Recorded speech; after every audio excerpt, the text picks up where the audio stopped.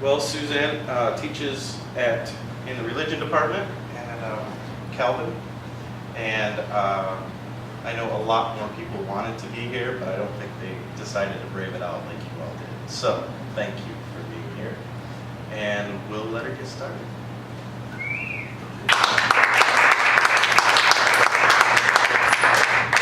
Thank you, Nate, and it really is good to see you all. I think you're very brave to come out in this weather. At least the tornado watch is off, apparently, so we had that going for us. There was one of those earlier in the day. It is really good to see you. Many of the faces I know, and thank you so much. It's great to see friends that I already know here. Some of you I don't know, so it'll be wonderful to meet you, get to know you a little bit afterwards. Please come up and say hello afterwards as well. And a special thank you to Nate and to Eerdmans for putting on this event. I mean, it's a pretty wonderful thing, you know. John Knox for Armchair Theologians is published by a rival publisher. So very generous and very good of Eerdmans to put this event on. And like Nate said, I'm also an Eerdmans author from earlier on. Very grateful to Eerdmans for publishing my first book on the doctrine of election. We can maybe talk about that if you want to later on. But yes, the main thing I'd like to talk to you about today is this one, the John Knox for Armchair Theologians. I know that some of you already know the Armchair Theologians series, but maybe others of you don't. A terrific series. They have about 10 or 11 books out now. Some of them are about individual theologians, so mine on John Knox, and there's one on Calvin, one on Luther, but they also have one out on a whole period. So you have the Reformation for Armchair Theologians. And you've even got heretics for armchair theologians. So everything you ever wanted to know or didn't want to know about heretics as well. And the thing about this series is it's basically a series written by geeks for non-geeks. So they tap someone on the shoulder who knows a lot about a particular period or a particular theologian, and they say, right, go for it, but go for it in a way that will be accessible to anybody. So the idea would be that someone who says, yeah, John Knox, sort of heard of him, Reformation guy, I think, can pick up a book like this and get a lot of good information, but have a lot of fun while reading it as well. So yeah, geeks for non-geeks. The aim of these sorts of books is to introduce folks to interesting, significant theologians, a bit about their life, their times, their context, their writings, but not in a kind of formal and textbooky way.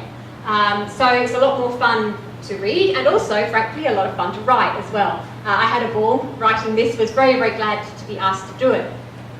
And part of the fun, I do have to say, for the authors, as well as for people who read these books, is the illustrations. A guy called Ron Hill does all of the illustrations. So different authors write the different books, but the one constant is Ron. He's got a very distinctive style, he's very witty, and he can somehow manage to capture an event or an idea in a cartoon in remarkable ways. So he, in one sense, provides the continuity of the series. You've got everyone from heretics to Calvin to Knox and stuff in this, and to Dietrich Bonhoeffer and all sorts. But he, with his very, as I say, distinctive style, provides some unity. This is a theology book with pictures. This does not happen very often, most of it.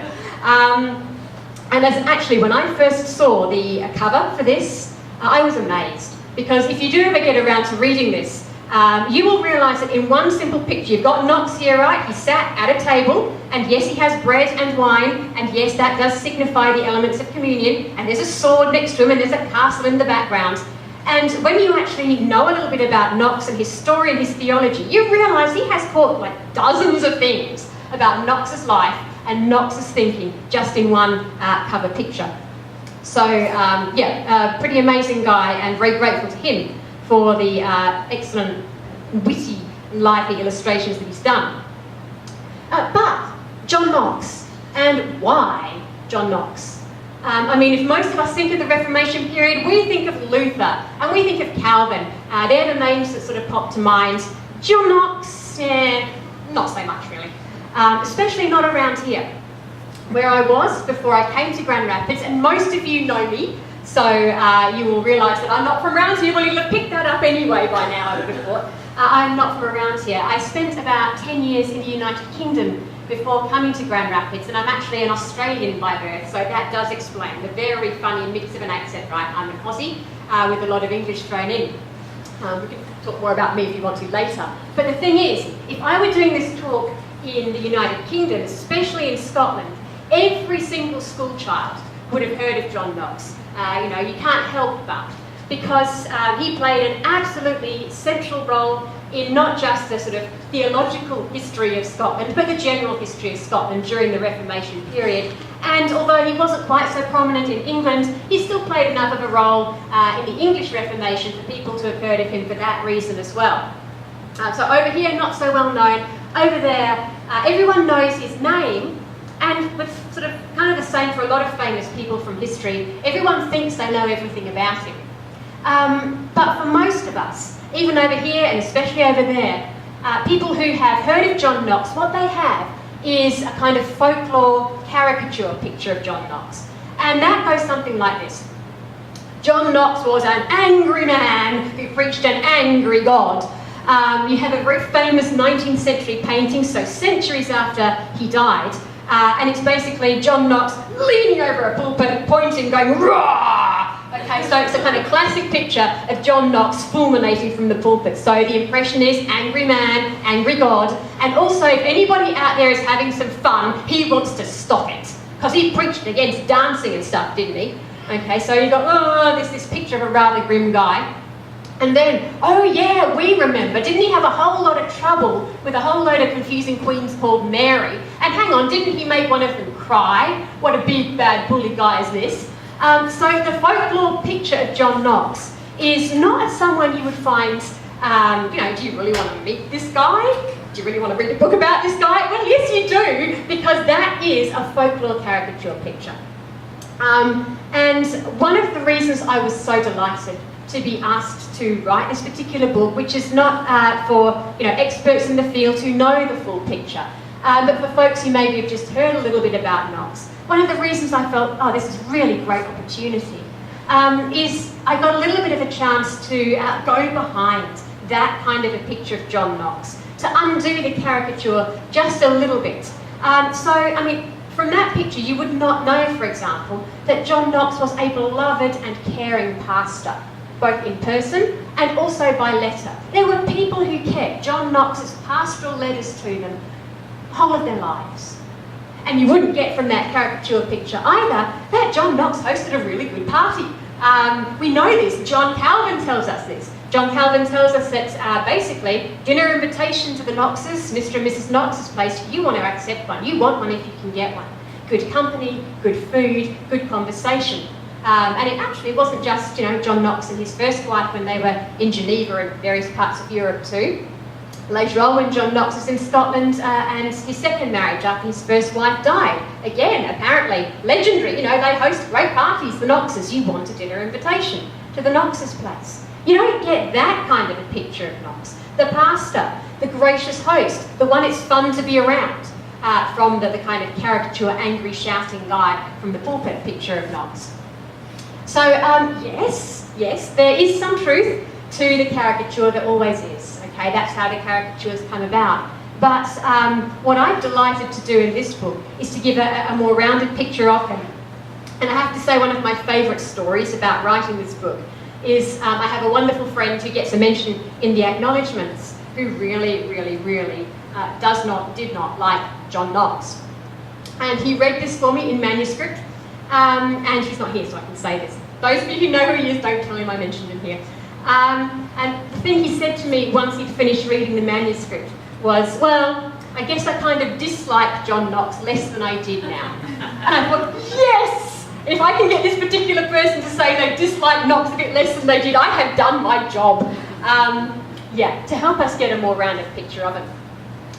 One of the ways you do that, of course, is to fill in the context a little bit more.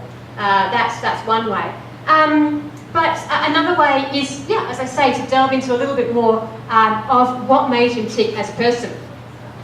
And I also have to say that he has, of all the theologians I know, one of the most adventurous, exciting lives imaginable. I mean, how many theologians have you heard of who end up as a slave on a French galley ship? There aren't many, okay? He has an extremely exciting life. You could write a rip-roaring historical novel about this guy's life, or make a movie about it. And again, filling in a little bit more of how life was for Knox helps us both to understand those parts we maybe still don't like, and to recognise a much, much fuller character. Something else, for example, that comes up if you delve into his background a little bit more. Like I said, the caricature picture can often be, he obviously can't stand women, especially women called Mary, but he obviously can't stand women because he had all these run-ins with them, he made a queen cry, and didn't he write that horrible sounding book, which is the first blast of the trumpet against the monstrous regiment of women? Yes, he did. But what we also need to realise is that, his wives, both of his wives, highly educated, highly intelligent women, to whom he was extremely grateful, who helped him with his theological work. And one of his best friends almost throughout his life was a woman who, in her spare time, wrote and had poetry published and translated John Calvin's sermons from French into English. John Knox is not some sort of woman-hating oaf or something like that.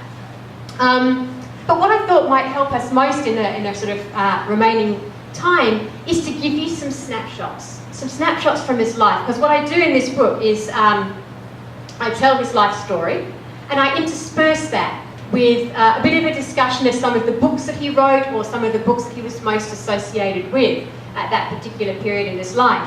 But it's kind of easier to give you a flavour of the man through his story, I think, right now. And, you can delve into his theology and stuff through the book, perhaps, if you want to. So, 16th century, Reformation period. He was born in 1514, we think, because we're not sure, but we think. It's the best guess we can give to this one. But I don't want to start so much with his very early years. I want to parachute into when he's in his 30s. Scotland, Roman Catholic country at this time, growing group of, if you like, dissident Protestants. One of John Knox's heroes, one of the Protestant heroes in Scotland, has just been burnt at the stake in St Andrews, a guy called George Wishart, well known to John Knox, and as I say, kind of an inspiration really for his life. Well, Protestants, very, very unhappy about this, take over the castle in St Andrews. They go and they take it over, and many, many other Protestants come to join them in the castle in St Andrews, and John Knox is one of them. This is in fact the period of time when he first preaches, and when he first senses a real calling on his life to be a kind of instrument of God for the Protestant Reformation. Well, siege goes on, the Protestants lose. They are besieged eventually by land by the Roman Catholic forces of Scotland, and by sea by the French. And being on the losing side, one of the many fates you could have, and the fate that John Knox had, was to be taken prisoner and made a galley slave on French warships. That was his life for 2 years. I'll say a bit more about that in a minute, but if any of you get a chance to go to Scotland and to St Andrews, go see the castle. It is a ruin. It's a ruin because it was besieged and knocked down when John Knox was in there. I know, it's most famous, St Andrews, probably for many people, for its golf course. Don't just see the golf course and go see the castle. I know it's famous, I know it's old, I know it's wonderful, but go see the castle. Because the thing is, the stones breathe Knox and this period of time. You can actually go into the siege tunnels in the castle. You can crawl through them, just like the folks did during the siege in which John Knox was, they were defeated and John Knox was eventually taken prisoner. So a bit of living history there if you ever get the chance. I've done that. I was in St Andrews for a few years doing my PhD. It's awesome. But anyway, here is John Knox, prisoner on a French galley ship, French warship, galley slave. If you are a galley slave, that means you are chained 6 people to an oar and you row. These warships are large, and your muscles are the engine for these warships. So that is John Knox's life for 2 years. The conditions are appalling. The food is dire, he tells us. But the very worst thing about being a galley slave on these ships is not that. No. The worst thing for him and his fellow Protestant slaves, he tells us, is the fact that they are compelled to attend Mass. And they are compelled to listen to the Roman Catholic French sailors singing hymns to the Virgin Mary. And so what Knox tells us is they all pulled their caps down over their ears so they didn't have to hear. And he also recalls an incident where some of the French sailors come to the Protestant galley slaves and they have a statuette of the Virgin Mary, and they are trying to insist that the Protestant galley slaves kiss the statuette, worship the Virgin Mary. Now, John Knox tells us that a certain Scotsman, and yes, it is Knox, but he doesn't want to kind of confess up that it's him, a certain Scotsman takes hold of said statuette of the Virgin Mary and tosses it overboard into the sea. And he says, let our lady now fend for herself. She is light enough. Let her learn to swim.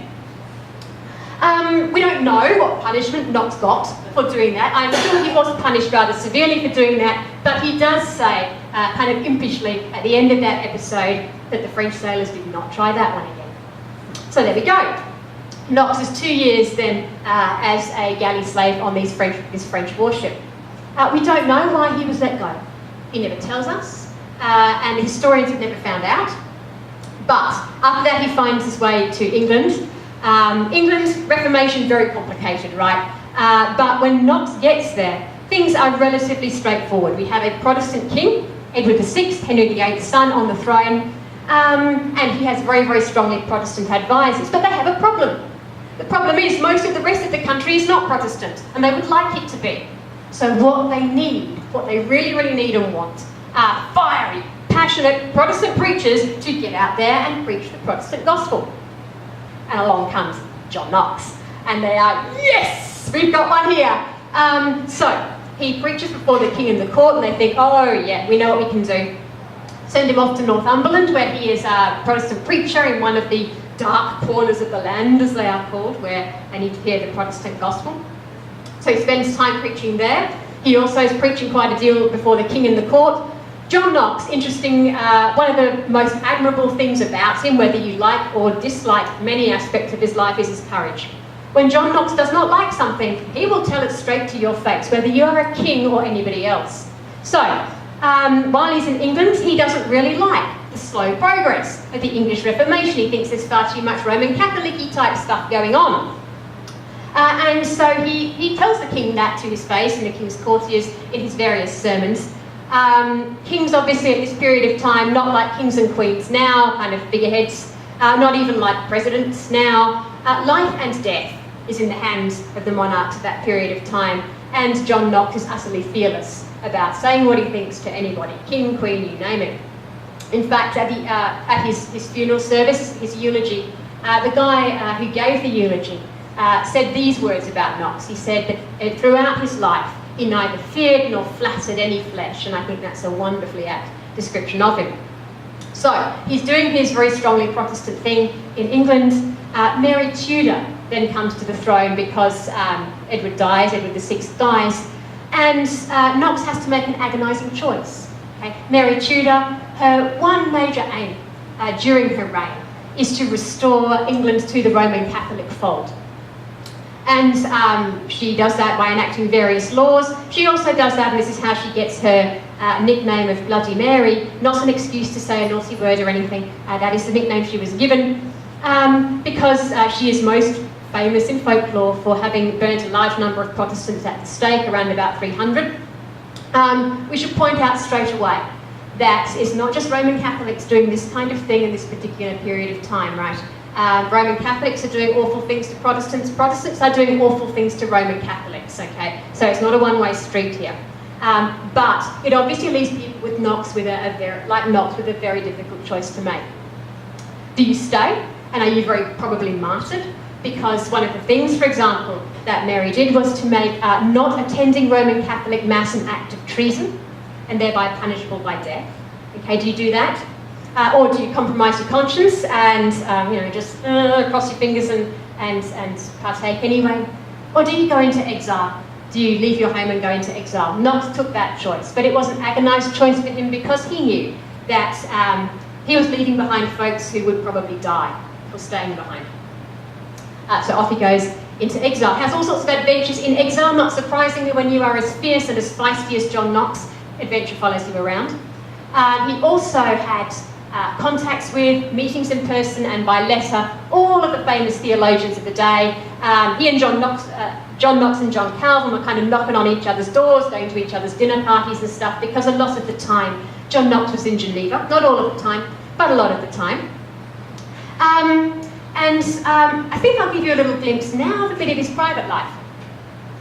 While John Knox was preaching in England, so during the reign of Edward VI, he had quite an impact up in Northumberland. He had a particular impact on the family who lived in the local castle, the Bowes family. Richard, the head of the household, he remained staunchly Roman Catholic, but his wife, Elizabeth, and his daughter, Marjorie, converted to Protestantism under Knox. Elizabeth saw Knox as her pastor and her mentor for the rest of her life. When Knox himself wasn't around, she was writing him many very intense letters about her spiritual struggles, to which Knox responded with admirable patience and grace. So Elizabeth, Richard Bowes' wife, saw him as I say, pastor and mentor. And Marjorie, their daughter, became his first wife, but not until after a major struggle. Husband and father Richard was not pleased by this. He did not want his daughter marrying some firebrand Protestant preacher, and he put as many roadblocks in the way as he could of their marriage, at one point forbidding his wife Elizabeth and his daughter Marjorie to have any contact with him at all. But Knox was persistent. He tried his very best, but ends up going into exile. Well, the next thing we hear about this relationship is Knox has gone on a preaching tour to Scotland, and suddenly Elizabeth and Marjorie appear in Scotland with him, and we think that's the time that Knox and Marjorie were finally able to get married. So basically they run away, it seems. Both Elizabeth, Richard's wife, and Marjorie, his daughter, ran away to join with Knox. And the very interesting and rather complicated thing about this is not only does Knox marry Marjorie, but Elizabeth, his now mother-in-law, goes to join them in Geneva. So, gentlemen, just ponder this one for a moment. You have your mother-in-law living with you and your new wife, and your mother-in-law has basically abandoned her husband to come and live with you and your new wife on another continent. This is a very complicated situation.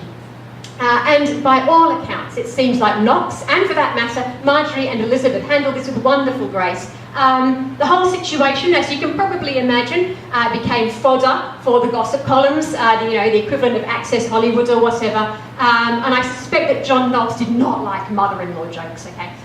You wouldn't want to say too many of those around the dinner table, but it was very clear that, for example, Marjorie, well-educated woman, a very intelligent woman, she was Knox's right-hand person in many respects of his work. She helped him with his work. And Elizabeth, the mother-in-law, she took on many of the childcare duties. The Knoxes had two boys, Nathaniel and Eleazar, and from what we can gather, Elizabeth very much helped with the childcare effectively, so that Marjorie could be more of a help to Knox in his work. So, again, to those who have only the caricature folklore picture of John Knox in their heads, just imagine what a delicate task, both within the family and within the public life of Geneva, John Knox and the Knoxes had, and by all accounts handled extraordinarily well.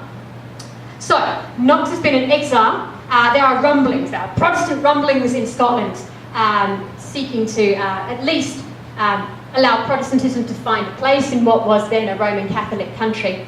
John Knox does some toing and froing trying to help out the Protestant cause in Scotland, and eventually he does go back and he becomes instrumental in the Protestant uprising that leads to the overthrow of another Mary. Okay, this is Mary of Guise, the regent of Scotland, because Mary, the Queen of Scots, isn't in Scotland right now. She's in France because she's married to the heir. If I told you the Marys are confusing, right? There are loads of them. There are 3 of them. Well, find out more in here. You will learn to distinguish the 3 of them, but this is another Mary. So he goes over to Scotland. The Protestant uprising, the Protestant rebellion there, you can, it's not entirely due to Knox and his preaching tour, but you can certainly track its progress. You can literally follow Knox's preaching on a map, and so Knox is here one day, and the next day there's rioting and there's smashing of statues and stained glass windows, and then he's somewhere else and there's rioting and smashing of statues and stained glass windows, and so it goes on. The Protestant uprising basically starts as a series of riots, which then galvanises into a Protestant rebellion. The Protestants win. Temporarily, it gets crazy. There's all sorts of sort of wavering backwards and forwards. But here's the thing. We get the impression of Knox as an angry, ranting guy who's all about destruction. And to some extent that is true, because he, as far as he's concerned, some things need to be torn down. But he doesn't just, to borrow the words of Jeremiah, tear down and overthrow and destroy. He also builds and plants. So Knox is at the heart of structuring a Protestant settlement for Scotland. All of the key texts that helped to establish the Reformed Protestant Church, which is now the Church of Scotland, didn't have that name then. He has a hand in writing. So as I say, he's not just tearing down, he's also building up. If any of you know anything about the history of Scotland, this is a very, very turbulent time. We've got this established Protestant settlement. You might think, oh, we can take a sigh of relief now and John Knox can calm down. But no, because Mary, the Queen, Mary Queen of Scots, comes back. And she's Catholic. And so here we go again, the tussle between the Protestants and the Catholics. Her reign is a historical novel in itself. I give some of the details, just as much as you need to follow Knox's story. It's quite crazy, actually. It really is an extraordinary period of time. But anyway, what we need to know for Knox right now is Knox is not too keen on this. If you've ever been to Edinburgh, there is one street that can kind of tell this story. The street is called the Royal Mile. It's very, very steep, and it is about a mile long. At the top of that street is Edinburgh Castle on a crag, very dramatic setting. About halfway down that street is St Giles Cathedral, St Giles Church. John Knox is the minister of St Giles.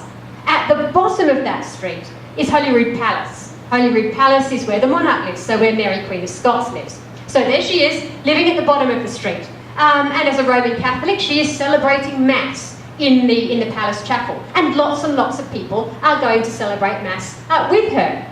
John Knox, in the middle of the street in St Giles, is fulminating from the pulpit against all of this and wants a stop put to it. And also, apparently, Mary is hosting pretty ragey parties over at Holyrood Palace. And so he is fulminating against her dancing and her lifestyle more generally. She's not too pleased. So, meetings are arranged. John Knox has 4 face-to-face meetings, formal meetings. He meets her occasionally informally, but 4 formal face-to-face meetings with Mary. And yes, it is true. In one of these meetings, the 4th, the last one, she bursts into tears, right? She does, okay? So John Knox makes Mary Queen of Scots cry. This is very true. But let's just be clear about this. Mary Queen of Scots was a very, very feisty, intelligent, capable woman. We know this because we actually have John Knox's own sort of virtual transcripts of the conversations he had with her, and it is obvious. She gave as good as she got in every single one of those. These were not the tears of a frightened, intimidated, poor sweet, oh, I'm scared to death of this crazy Scotsman woman. Oh no. No, these are almost certainly tears of rage and frustration because she can't get it through this Scotsman's head, the points that she wants to make. And ladies, I'm sure you can probably relate to this. So yes, Knox did make her cry, but I am almost 100% convinced it was like, just cannot get through to this man. Her reign spirals completely out of control, not too long after that. And Scotland is plunged into yet more civil strife, civil war. Things get very dangerous for Knox and his family in Edinburgh, and they are told to go. They are told to flee because not just his life is at risk. He doesn't want to leave. He wants to continue to preach at St Giles, and he's a very courageous man, we know that. But he is told by friends, look, if you don't go, your family might well get it, and also your friends, because your friends are going to stick by you through thick and thin, and if you stay, you are putting them in danger. And so Knox reluctantly agrees to leave. He and his family go to St Andrews. By this time, he is married to his second wife because his first wife died a few years earlier. She died in 1564, I think. Can't quite remember. It's in here if you want to check the dates. So he goes to St Andrews. By this time, he's 56, so he's not that old, but he is only 2 years from death and his health is failing. And I'm going to kind of close this part with a wonderful anecdote. He is now so frail that he can't walk on his own. And so what we have is a story from a 15-year-old undergraduate at the university in St Andrews. They went to university younger than they do now. And he was saying that, you know, he would see Knox leaning on the arm of his secretary and friend because he couldn't walk on his own. And when he got to Holy Trinity Parish Church in St Andrews, he was not able to go into the pulpit on his own. He had to be virtually carried and lifted into the pulpit. He was so weak. But then, says young James Melville, who's telling us about this, once he was in the pulpit and once he was in full flow in his sermons, young James tells us he was so awestruck and terrified. He dropped his pen. He stopped taking notes. He just dropped his pen. And he says to us in broad Scots that I'm not going to try to imitate, so I'm going to put it into modern English. He says to us that it looked like Knox was about to fly out of the pulpit and hammer the pulpit in pieces. Okay, when Knox was in full flow, preaching the Protestant gospel as he saw it, even when he was extremely frail and, you know, in the illness that would finally cost him his life, there he was, the fiery preacher that he had always been, even though he could barely walk. And towards the end of his life could barely speak, but was still endeavouring to preach when he was back in Edinburgh as long as he possibly could. He died quietly in his bed, apparently after his wife had just read to him his favourite chapter from John's Gospel. So there's a little bit of a sense of John Knox, the man, you know, in here you'll find more about his theology too. But with that in mind, I would love to just throw it open now to any questions you've got about Knox, about the book, maybe a bit more about his theology too. And I'll pass you the microphone. Yes. Thank you so much, Suzanne. One of the challenges for writing the history of John Knox is that most of the materials about John Knox are by John Knox. Can you say a little bit about how this shaped your writing of this work? Yes, that is very true. In fact, we know most of the life story of John Knox, especially in his kind of middle years from the time of that siege onwards, because he wrote a book called The History of the Reformation in Scotland, which is the history of the Reformation in Scotland, but it also gives us most of our biographical information. Some of the information we have about Knox we also have from other folks. So letters that were written to him, letters that people wrote about him, and also diplomatic communications. John Knox himself was not diplomatic, but the diplomats had a lot to say about him because he was tactless, if you like. So there are sources, but not many, about Knox that are not by Knox. It's difficult, okay? It is difficult to sift this. Most folks, the historians who look at this, say that from the history of the Reformation in Scotland, well, we get a fairly fair portrait of Knox and what he did. And Knox himself will admit he was not... he said of himself he was very grateful to his friends who stuck by him because he realised he was a kind of difficult guy to get along with. So the basic events and some of the things that he did, we have corroborated both what he did and the perception of others of how he did it. But it's even more complicated than this because it's not just a lot of the stuff was by John Knox. Much of the rest of the historical material comes from after Knox and the centuries after his death, and there's not much primary evidence to back some of that up either. So you're sifting through myth to the man. It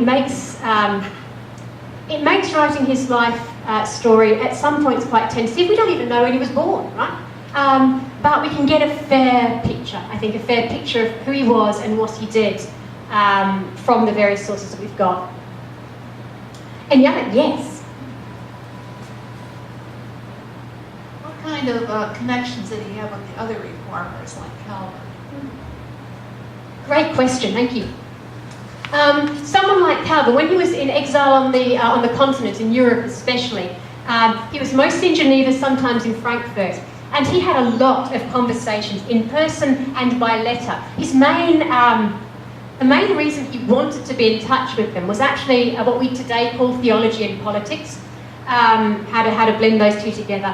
Basically, he was wanting to make a case for initially Protestant nobility to be able to overthrow a Roman Catholic monarch, but later on for just Protestant people more generally to be able to do that. So a case for rebellion against an anointed monarch. And so he was after some theological backup for that a lot of the time. So it's one of the first things he asked Calvin when he got to Geneva. Calvin did not give him the kind of answer he wanted, but Calvin directed him to some other key theologians, Heinrich Bullinger and also Pierre Viret. So he was in correspondence with these people. Knox was also, we have the big names in our heads, you know, Calvin and so on, but there were also some extremely prominent theologians, Reformed theologians, amongst the English exiles, and so they were actually a little network, building a kind of theological and a theological picture together, and also a vision of what it meant to be church. So Knox, I don't know, you know, what they all thought of him. They probably found him a little bit awkward and pesky and persistent, and you know, keep harassing people till you get the answer you want. But he was certainly very much in the network of Reformed theologians on the continent and the burgeoning Protestant and Reformed theological movement amongst the English exiles. Great question. Any other questions?